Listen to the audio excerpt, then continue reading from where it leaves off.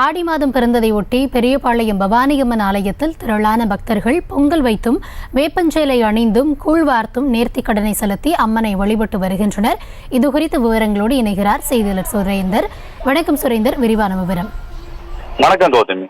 ஆடி மாதம் பிறந்ததையொட்டி பெரியபாளையம் பவானி அம்மன் ஆலயத்தில் திரளான பக்தர்கள் வழிபாடு, பொங்கல் வைத்து நேர்த்திக்கடனை செலுத்தியும் வழிபாடு. விடுமுறை நாள் என்பதால் பக்தர்கள் கூட்டம் அலைமோதுகிறது. திருவள்ளூர் மாவட்டம் பெரியபாளையத்தில் அமைந்துள்ள அருள்மிகு பவானி அம்மன் திருக்கோயில் சிறப்பு வாய்ந்தது.